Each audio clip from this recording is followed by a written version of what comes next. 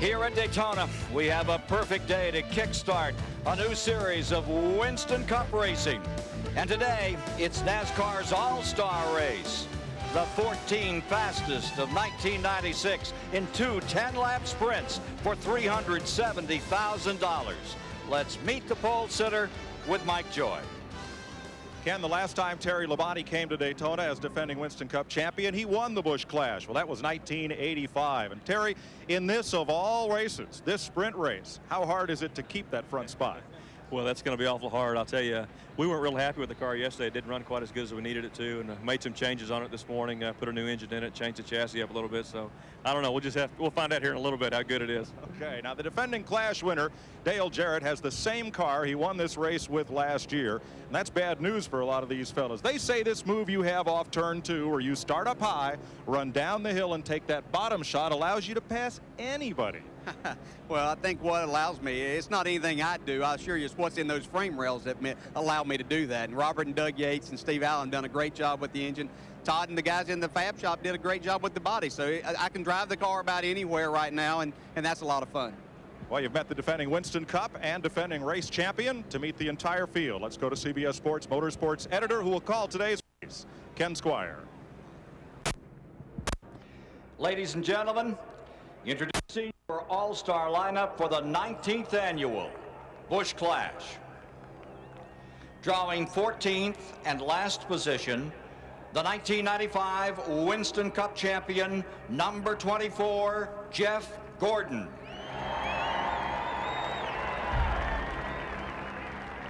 Starting 13th, rookie Clash starter from Owensboro, Kentucky, number 37, Jeremy Mayfield.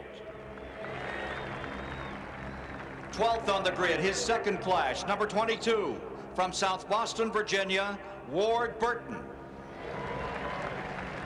11th, number 25, rookie Clash starter from Newburgh, Maine, Ricky Craven. Selecting 10th, number 16, from Franklin, Wisconsin, Ted Musgrave. Starting 9th, 6-time Clash winner, 7-time Winston Cup champion, number 3, Dale Earnhardt.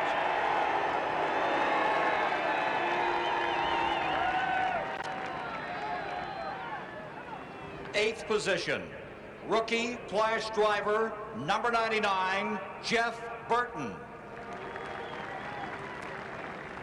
Picking 7th, 1991 Daytona 500-mile champion, native of Salinas, California, number 28, Ernie Irvin.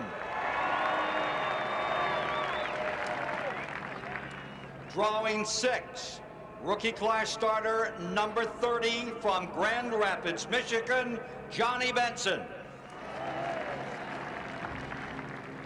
5th place, his 3rd Busch Clash start, from Corpus Christi, Texas, number 18, Bobby Labonte. 4th position, 2-time and defending Daytona 500-mile champion, defending Clash champion, number 88, Dale Jarrett. 3rd position, 1989 Winston Cup champion, from St. Louis, Missouri, number 2, Rusty Wallace. Outside of row 1, 18-time Winston Cup winner, number 6, from Batesville, Arkansas, Mark Martin. And on the pole, the 1985 Busch Clash winner, the 1984 and defending Winston Cup champion, number 5, Texas, Terry Labonte. Ladies and gentlemen, your starting field for the 1997 Busch Clash. Drivers, to your cars.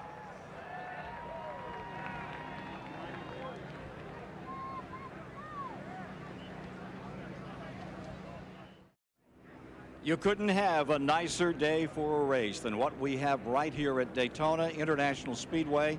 The temperature may break 70. The 14 drivers will face off against a headwind of about 10 miles per hour down the backstretch. The man everyone is talking about, as always in this race, is starting 9th, and he's standing by with Dick Bergen right now. Well, it's a go-fast kind of race, and this is a go-fast kind of driver, Dale Earnhardt. He's made this show 10 times. He has won it 6 of the 10. How about it, Dale? You ready to go get him? Not quite, but I'm getting buckled up here. Is there any strategy for this event other than running flat out? You're right, flat out. Well, that's the way he's going to have to run it. He's got a great horse to run it in, Ken Squire. This is the same car that finished 2nd in last year's Daytona 500. The Duke speaks. The man in black, the Intimidator, ready to give it a go here today. Hello, everyone, and nice to have you with us at Speed Weeks coming up, the 125, the 300, the 500, all on CBS this year, and joining us once again to do all of that, the two-time Winston Cup champion, Ned Jarrett. Let's talk about this race for just a moment. Well, to get into, Ken, you had to win a pole position during the 1996 NASCAR Winston Cup season. 14 drivers did that, but one of them was not eligible for the Busch Clash. Bobby Hamilton actually won 2 poles during the season, but Richard Petty, his car owner, chose not to carry the Busch decal on his race car. And that's a family thing, the choice of his own to make, and he's in the garage today. So, with him out of it, there were 13 of the pole winners that's in the race, and then there's a wild card entry, and that is Rusty Wallace coming from the 2nd round fastest qualifiers. It's a 2-segment race. They run 10 laps flat out, and then they stop. They can change tires, service the cars, and then they run 10 more laps with an inverted start, and that's where it really gets exciting. And the caution laps do not count in this race, and they're running for a purse of $370,000. I have to tell you, Richard Petty, 59 years of age, was saying that the reason that he was not in this race was because he'd have trouble with his mother Elizabeth if he ever ran that kind of a decal. Remember 1981? Well, if you were here, you saw a great finish. Right to the line came Benny Parsons, and the guy just barely in front of him. The loser the year before was the winner that year. And he's been in 12 of these clashes. It's a delight to have Darrell Waltrip join us. Yeah, thank you, Ken, very much. Let's talk strategy. Great race. Yeah, it's a great race. The first strategy is to have that attitude that Earnhardt just had. Man, somebody ticked him off before they even dropped the green flag. So attitude is part of it. Everybody's got to be in this race. They do things to the cars a little different. They tape the grills up where the cars, I mean, you're going to melt this thing down. It's 2 5-lap qualifying runs if you want to look at it that way. They're going to melt them down. You got to hold it wide open at all costs. And you want to lose the first segment so you can start in the front and win the second segment. But the nature of a race driver is to pass everybody they possibly can. They want to go to the front if they can. You take Jeff Gordon starting back there in 14th position. I got to feel that he wants to check his car out, see if he can pass somebody, and he'll be able to find that out in the first couple of laps. And then if it don't work too good for him, then he can just stay back there and start up front in the second race. Yeah, everybody's got to be in the gate. The spotter's got to be on his toes. We got a short race here. Everybody's got to be sharp. The crew chief's got to be helping the driver. The driver's got to have that game face on. This is an exciting race. They kind of just feel each other out for the first 10 laps. They may just kind of rub each other in that first 10 laps. Look out in the second 10, though. That's when you better wake up Leroy. And Ken, the cars are set up a little different for this race than they are for the Daytona 500 because of the shortness of it. So we're just about down to it, ready to get that command to fire this one up and get the 1997 Winston Cup season underway with the Busch Clash. Let's go trackside.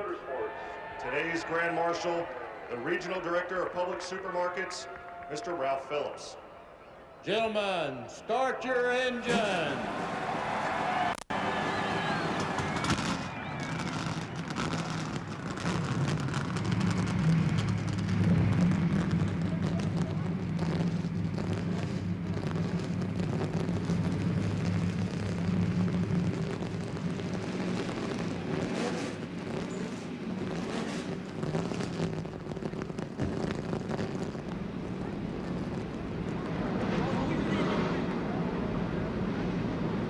The Sweet Thunder rolls once again over Daytona.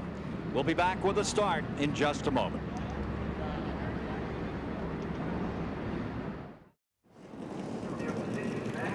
Roll out Daytona. Back of the field getting organized. Different colors on that number 24. Yeah, that's his new paint job. If that other car was a rainbow, this must be a thunderstorm here. It's a dark cloud coming at you. Just for this race. Race analysis here, Ned. Well, there are 14 cars starting the race. 10 laps this first segment, 25 miles. And the winner can take home $30,000. Bill Elliott ran over 197 miles an hour to win this race back in 1987. Of course, that was before the days of the restrictor plates. Track analysis, Darrell. Yeah, what we've got here is that this track is 31 degrees through the corners. Pretty high bank. Only Talladega is higher.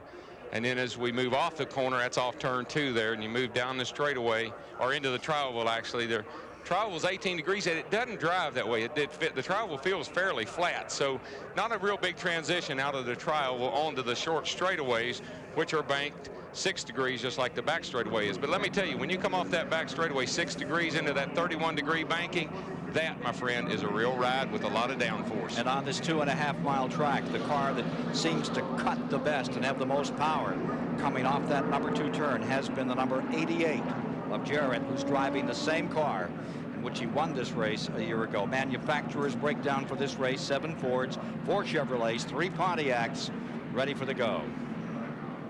Yeah, it takes a lot of horsepower to do what he does over there, and man, everybody knows that he's got the horsepower.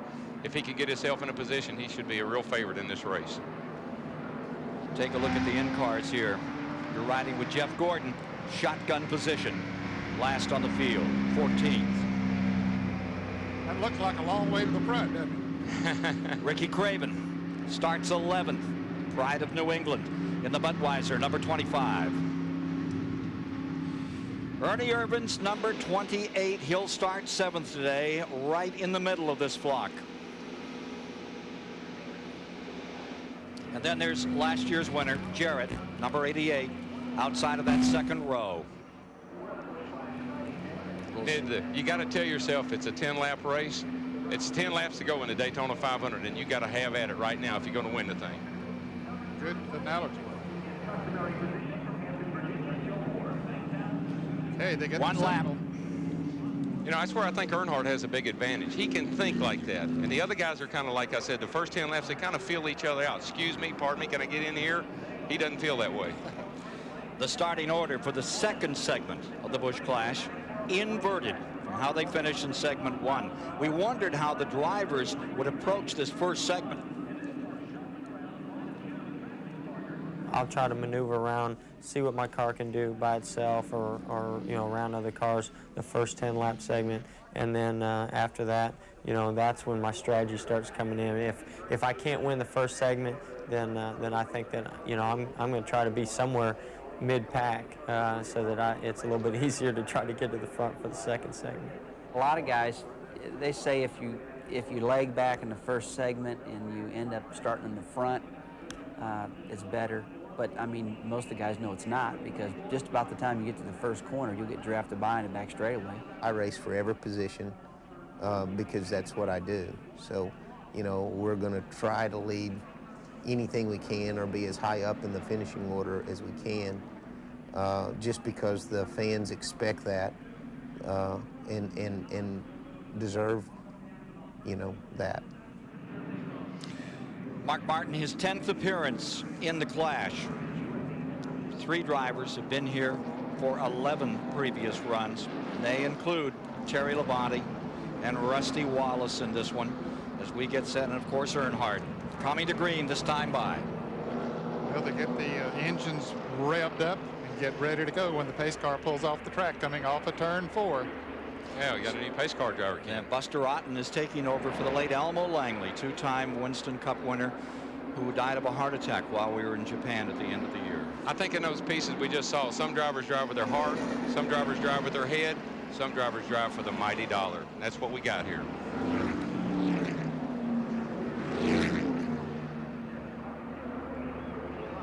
Out of 4.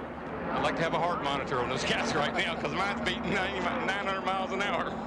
Pace car is in. Ladies and gentlemen, welcome to 1997 Winston Cup style. Boy, big move for Labonte. He got a great start. That may have been set up. Him and Mark may have decided to do that. I have, Mark jumped right down behind him as soon as Labonte jumped out in front. Ernie Irvan tries for the inside 3 wide into 1 and busts his way through. Coming up to speed. They won't attain full speed till about turn 3. Here's Earnhardt looking on the inside of Bobby Labonte. 3 wide. That's the Earnhardt trademark. Coming off of that second turn, he got the draft. And here he goes, passing them. Bobby Labonte going backwards, Earnhardt going forwards. Yeah, Labonte, I watched him in practice. That Pontiac is not as fast as that Chevrolet was last year. They've still got some work to do. Down they come to complete lap number 1. Terry Labonte out in front, hanging right on the rear bumper. It's the number 6, the colors of Mark Martin, and right with him comes Rusty Wallace in the number 2. So as you stack them up at the present time, it's Chevy and a couple of Fords. I'm pretty disappointed. Earnhardt, he ain't going nowhere. He's kind of hung up right where he started. And those 4 guys out front are just booking on. So that's big. Yeah, they're hooked up in single file out there while the others race for position back there, and they're just pulling away. Yeah, they won't get away. There's no way you can get away. As soon as these guys back here bunched up, get lined up, they'll catch them back. But I'm surprised Earnhardt couldn't go any further up than he did. Well, he doesn't really have any room there now, Darrell. There's not much of a place for him to go. No, it's not. He bumper to bumper, as we say. Door handle to door handle. Coming around a complete lap number 2. Oh, here he goes. He's looking down on Ernie there. He decided that might not be the place to do that, so he backs off. Oh, here, man. Now, backs off and got passed. You know something? That's exactly what happened. And that's a replay of last year. When you don't think Earnhardt's turned into the strategist here, do you? Well, can't believe it. Maybe he this is not what we would expect from him, I know. 186.6 that last lap. Terry Labonte leading. First time since '85 he's led in the Clash. And you heard him say in the opening, they changed motors, they changed the chassis, they've made a lot of changes. Look like it's working. The 1985 winner of the event comes down out of turn 4. Leading once again, Mark Martin is in second, Wallace is in third, Dale Jarrett up to 4th. Keep your eye on that 4th place car, number 88.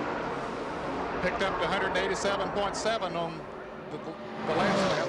You know, and that's down a couple of miles an hour over qualifying speed. So, you know, they're not setting a blistering pace by any means. Take a look at this. Craven just picked up 2 spots as he moved under Ernie Irvan.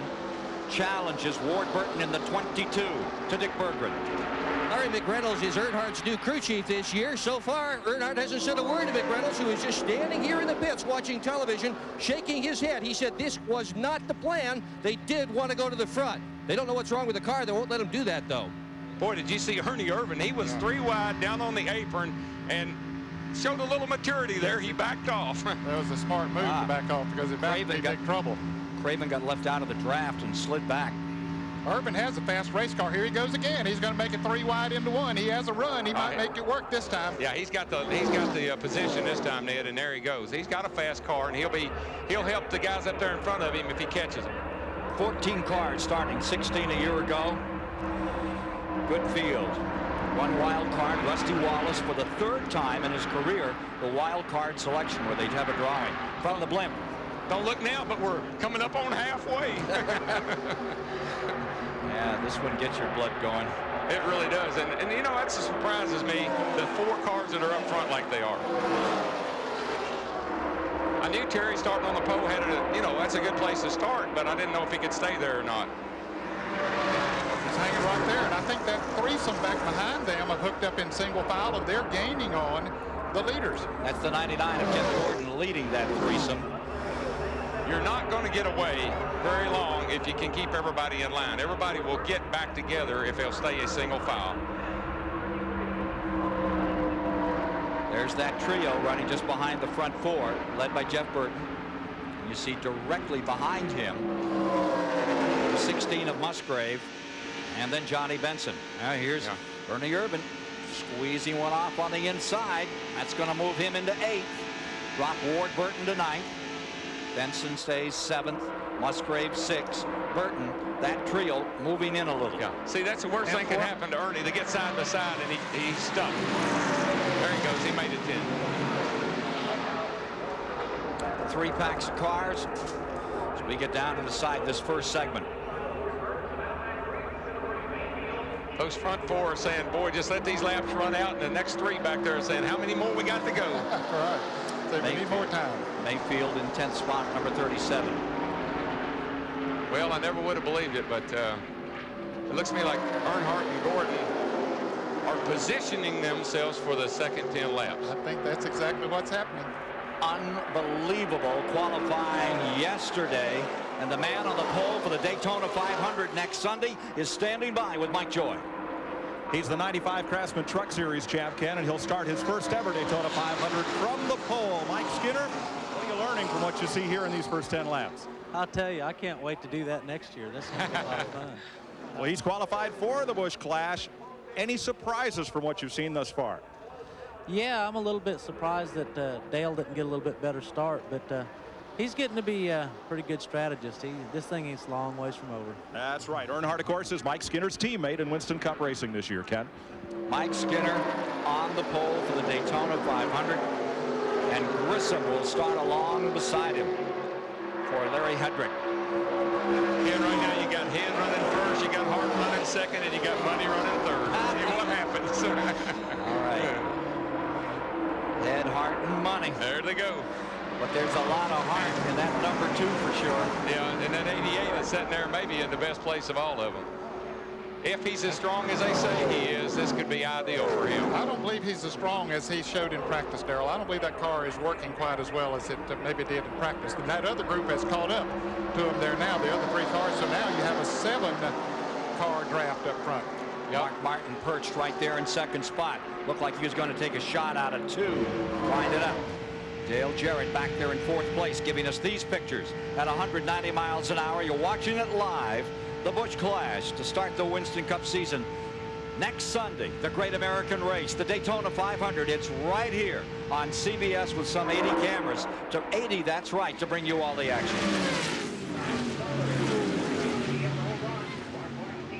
They continue to move them around in the draft.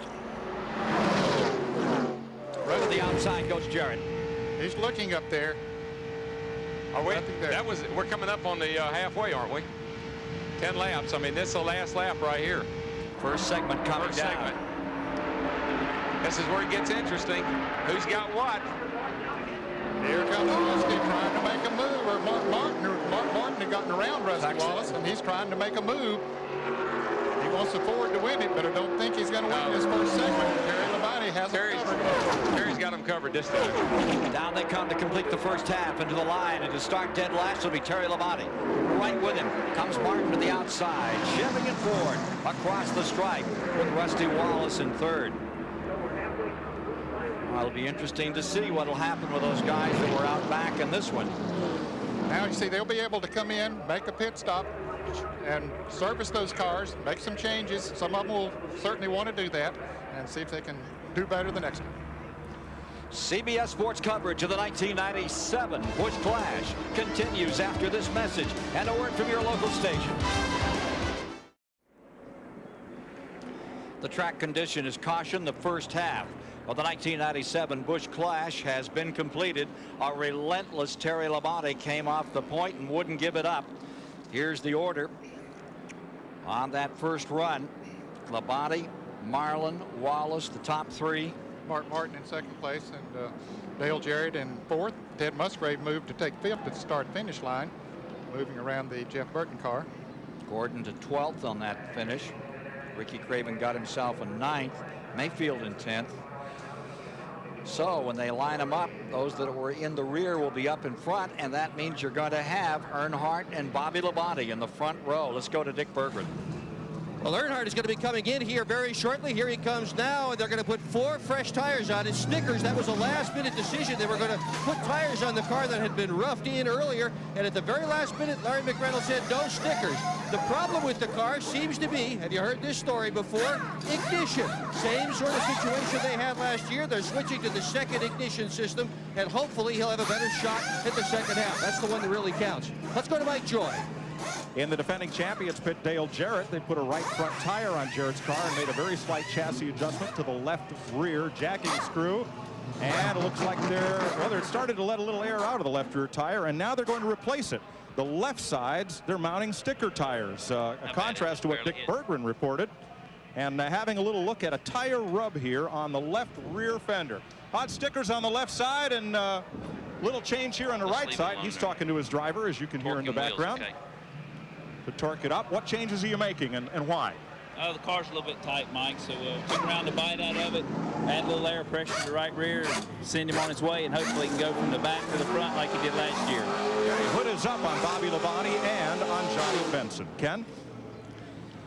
Field getting organized for the restart and the second half of this race. Inverted start.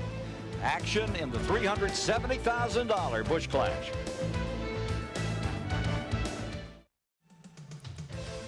Taking a look at the race summary after those first 10 laps, it was 1 leader all the way. Terry Labonte averaged over 185 miles an hour. Of course, there were no cautions. The biggest move was Ted Musgrave, who started 10th and finished 5th. The Budweiser Blip and its Eye in the Sky camera, proud to provide you with these live shots 1,000 feet above this 2.5-mile racing facility. Yeah, right now is when the driver, reality just hit him when he comes back around. He says, golly, why'd I win that first segment? Look where I am now. Well, here comes Earnhardt. 91, 93, 95. Odd years. This is 97. As you take a look at that inverted grid, it's like short track racing on Saturday night. We got Bobby Labonte and Dale Earnhardt in row 1. In row 2, there's Jeff Gordon and Ward Burton. Row 3 will be Jeremy Mayfield and Ricky Craven. For row 4, Ernie Irvan, Johnny Benson there. Row 5, Jeff Burton, Ted Musgrave with that big move in the first 10-lapper. Row 6 is Dale Jarrett and Rusty Wallace. And row 7, Mark Martin and Terry Labonte.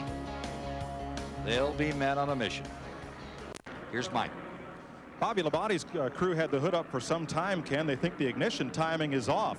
If he's driving a Ford, that wouldn't be a problem. The distributor's on the front of the engine, but with a Chevrolet, they would have to take off the cold air box and the air cleaner to get to it. They closed the hood, sent him out there the way it was.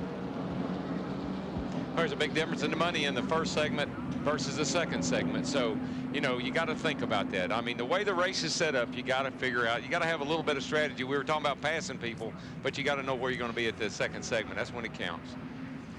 And pick a hole and try to hope it's the right hole and try to fill it. 14 Busch Clash starters represent 11 Winston Cup championships. That's Ray Evernham. 150 pole positions, 198 victories, $109 million in winnings rolling around that track. Jeff Gordon settles down and gets ready for this run. And he's wishing Rick Hendrick well, going in for some treatment in the hospital. Yeah, I'd like to say hi to Rick, and also like to say hi to my dad, and hope he's doing all right today. How is Leroy? He's doing very well. He's taking some treatments now, and you know, I miss you, Dad. I wish you was here. Your biggest fan. Well, here's Jeff Gordon looking out from the inside of row 2. Pace car coming in. We're ready to go racing once again with Ned Jarrett, Darrell Waltrip. I'm Ken Squire as we watch them come to the line for the 97 Busch Clash decision time. 10 laps. Clear if you want it. See, Labonte hadn't been able to go. You know, his cars looked like it was real slow, but he got a good start there. Fading back a couple of spots, Earnhardt. Maybe just getting his breath. He probably didn't want to get hung out if he could help it. Look at Jarrett coming out of the back. Oh, that's a perfect scenario when you're in the back. They're 2 or 3 wide up ahead of you. It really gives you a lot of draft. Jeff Burton goes. Benson goes. Craven trying to stop him. Started to move out. And look at right in between cars, Ernie Irvan. Wow, Jarrett hoped to follow him through there, but he couldn't get there quick enough. But that gap closed up on him. What he took for Ernie Irvan's race cam. He's the guy that's on the move. He's 190 miles an hour. And we got him 3 abreast back there. Now they get down to 2 as Ricky Craven backed off a little bit. Out in front, Bobby Labonte. Jeff Gordon still lying there in second spot. And there goes Gordon. I think he's got the move right there into turn 1. He probably should bring Rusty with him. And Rusty came from 12th to 3rd in 1 lap. And there's Ernie right there, too. So they're looking pretty good right now. What a move on Rusty Wallace, going reminiscent of some of Dale Earnhardt. Look at Jeremy Mayfield down here, Ned. Jeremy Mayfield 3 wide down on the inside, and he's going by. Oh.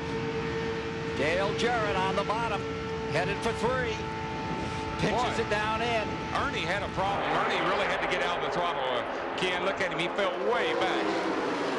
14 guys with one thing on their mind. Checkers or wreckers before this one's over. There's still 3 abreast. Bobby Labonte, the meat in the sandwich. He's just trying to hang on there. I'm really impressed with Labonte because, I mean, he didn't run that well in the first segment. Well, no, he's falling back. His is up in there.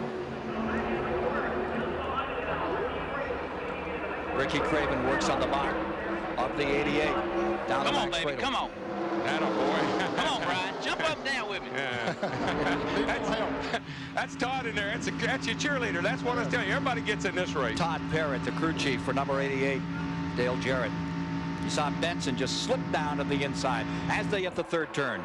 Jeff Gordon out in front. Rusty Wallace in that 2nd spot. First and 3rd, Earnhardt. Well, you know, we didn't hear him say anything was wrong with Gordon's car in that first segment, so I think he was probably just doing what we thought he'd do and get himself up front in the second half. Ward Burton is in 4th. Jeremy Mayfield 5th in the 37. On it the last time when we pitted. Boy, Terry can't make it. He's not going anywhere. Terry got what he wanted. I won the first segment. Y'all had the second. Got his 30,000. That's right. I had a good show. Made my sponsor happy. Listening to Todd Parrott trying to bring the 88 of Jarrett around as Gordon continues to lead. Wallace number 2 in 2nd and Earnhardt number 3 secures 3rd, and there's about a 2-car length interval between 3rd and 4th position as they come down out of 4. You got to be impressed with Ward Burton and Jeremy Mayfield. I mean, those are young guys that are very inexperienced in this race. Back in 6. Jarrett, 7th, Benson. Benson doing a great job also. This is his first Busch Clash. 3 Pontiacs came out to the start. Now take a look up in front. Here is Gordon leading. Gets himself about a 1-car length advantage off that critical 2nd turn. If you can get out of there perfectly, get that car to cut right, you can really build that horsepower up in the back straightaway. I've been impressed with Rusty this week down here. He qualified well. He's running well here today, and you know, this is not one of his favorite racetracks. Mike Joy standing by, former winner of this event. 87 winner of the Clash and the 500. He's been in 14 straight Busch Clashes. Bill Elliott, what are you seeing out here now? Well, it looks like if Russ can turn down on Gordon, I think Earnhardt's going to try to capitalize on that situation. But it's going to depend on if Gordon will give him the room to pull down on him. As I saw in the last race, it's kind of they fought a little bit, but I think Mark kind of gave up a little bit on Terry. But if Rusty pulls down on Gordon and gets it too wide, I think Earnhardt's going to capitalize on that one. If the front 2 cars or 3 cars stay single file, are you afraid to pull out if you're behind them? Well, I think at this situation, it's, you know, for no longer in the race is, I'd try to pull out, because whatever you lose, if either you're going to win the race or you're going to the back, and you know, second, you ain't going to do no better. So I'd go for it. It's 0 or 0, Ken. Absolutely. Bill Elliott, man who started this race 14 times but not in it this year. Last lap at 188.4. That's a lot quicker than the first race. And I'll tell you something, people at home may not realize, but that guy in front right now is doing a lot of defensive driving. He's not running the line that he would be normally if he wasn't trying to hold them guys behind him. He runs the middle of the racetrack. He runs around a good bit off the corner, different lines, seeing if there's anything there. Jarrett looking on the high side, nothing there, and Ernie Irvin comes underneath him, sets him back, and with him goes the number 6. Up another spot, Mark Martin. But more on Ernie Irvin. Let's go down to the pits. Ken, they're not happy with Ernie Irvin's car. They're not exactly sure what's wrong. Robert Yates said it just won't run. Ken? You know, he had a thing going toward the front there, and then all of a sudden he got 3 wide going into 3 over, and it looked like took the air off this spoil, and he really sent him backwards. He's coming back now, though.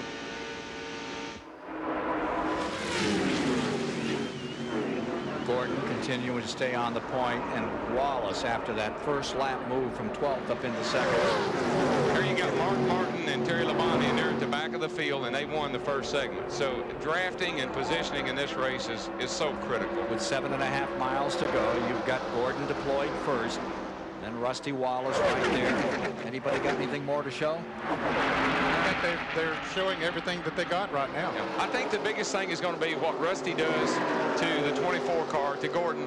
I don't think that Ward Burton will be a lot of help to Earnhardt. And that could be Earnhardt's Achilles heel right now, is the car behind him. because that Pontiac is just, they haven't shown to be that quick out front. 2 laps to go this time by. Here's Mike Joy. Mike Skinner, if we've learned anything standing up here, it looks like it's that you got to have help. Yeah, I'll tell you, we did a little drafting practice down here in the winter, and with the cold air box, it seems like you get right up behind a car and it hits the brakes. I don't know if we're seeing a little bit of that right here or not. We'll find out next Sunday, I reckon, or maybe Thursday in the 125. What he means by that, Ken, is this time the air cleaner is hooked up directly to where the air goes into the engine, and we're taking in all cold air this time, and there's a lot of concern about whether that's good or bad. A lot to say that's going to be helpful. Not getting any of that heat off the engine itself.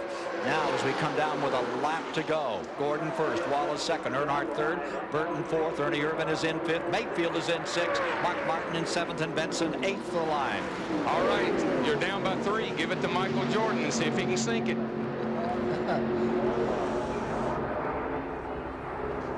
And see if Jeff Gordon can hold off Rusty Wallace.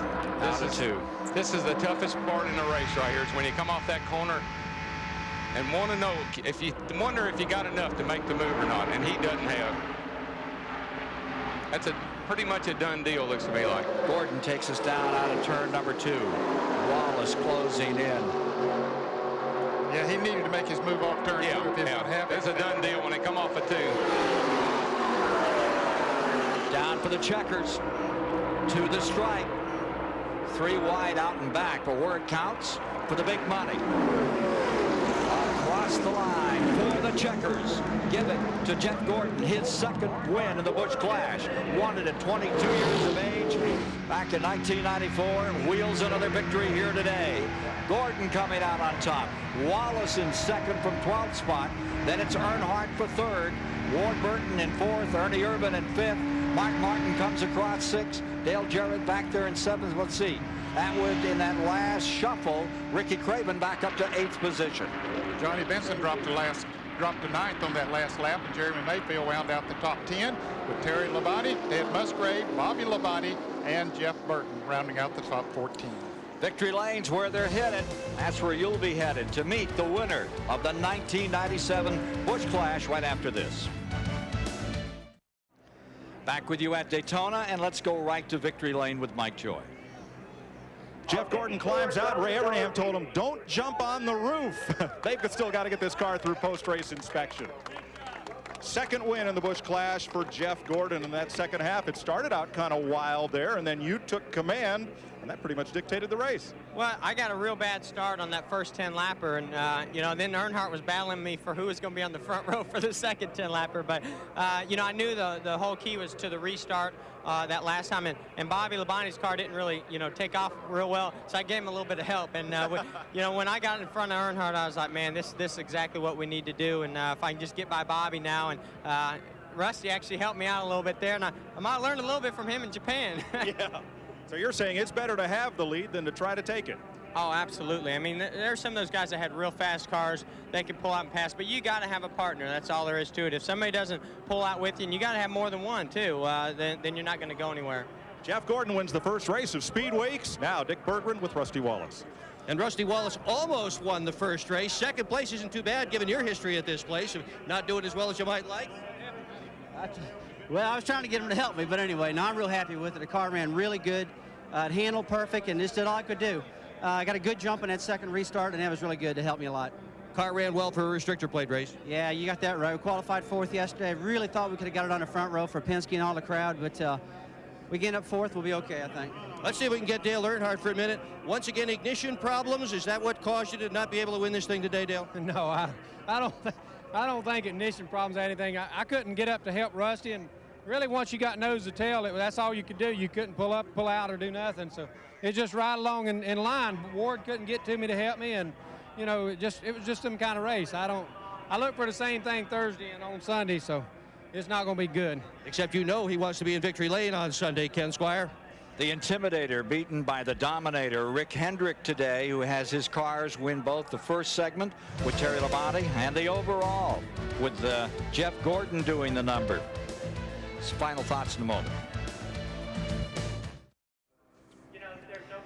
Final results on the 1997 Busch Clash with Gordon Wallace, Earnhardt, the top three out here. Then Ward Burton in fourth. Ernie Irvan got back to fifth. Mark Martin sixth. Taking a look back through the field. Yeah, Dale Jarrett had a good run, but not like I know he'd like. And there's our buddy Cravens and Benson there.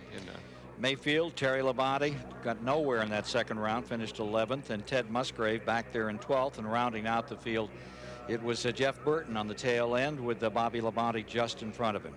You know, we talked about Ernie Irvan getting shuffled back there at that one time. He was really coming up through the field pretty good in the car number 28.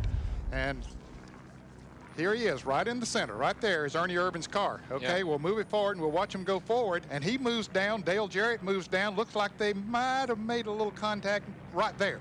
They did make contact. Irvan had to back off, and Jarrett went on into the banking there and maintained his position. But that back off cost Ernie several positions, but he did work his way back up then. Yeah, he was trying to get in behind Dale's what he was trying to do, and he didn't quite have him cleared. Yesterday, qualifying for the Great American Race, the Daytona 500. What surprises we had here. Surprise number one right here. That's Mike Skinner, Childress Racing. But that's his new driver. Came out of the truck racing series. He's going to be on the pole. And this guy, out of a ride last year, onto the front row this year. Steve Grissom. Boy, what a ride he had. I tell you, that's exciting to find two guys like that, you know, with limited experience and really struggled. Certainly Grissom has.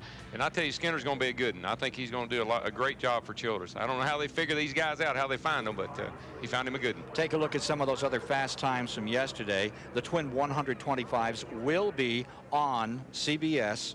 That's next Saturday afternoon after we bring you live that Grand National Gargoyle 300 race right here on CBS. That's next Saturday, and of course Sunday at noon.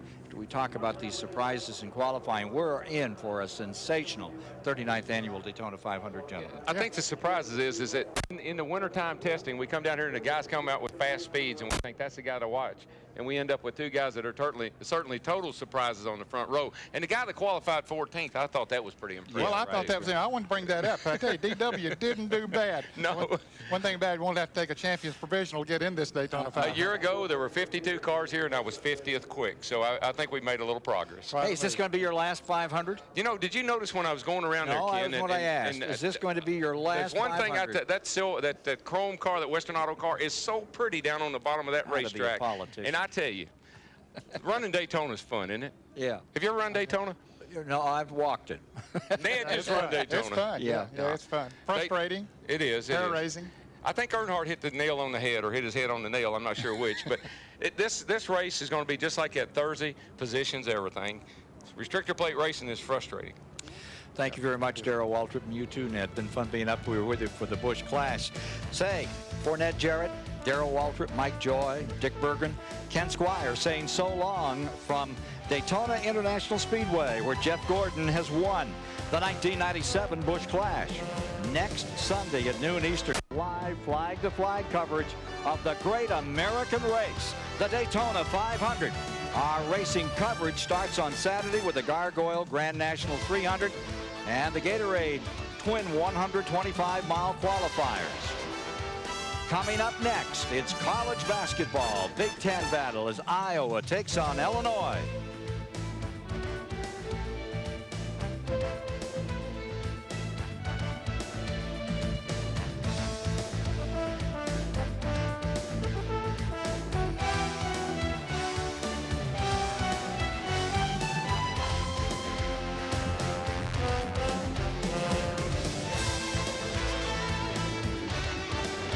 This has been a presentation of CBS Sports.